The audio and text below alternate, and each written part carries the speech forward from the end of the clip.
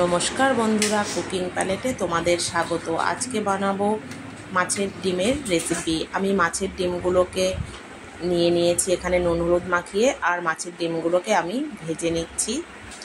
ভাজা হয়ে গেছে, এবার আমি মাছের ডিমগুলোকে তুলে নিয়েছি। আর কড়াইতে জিরে আর তেজপাতা ফোড়ন দিয়ে আলুগুলোকে আমি ভেজে নেব। আর এখানে একটা মশলা করে নিয়েছি 5-6 কোয়া রসুন, একটা ছোট পেঁয়াজ নিয়েছি, জিরে, ধনে, লঙ্কা, নুন, হলুদ সব কিছু দিয়ে আমি পেস্টটা বানিয়ে নিয়েছি।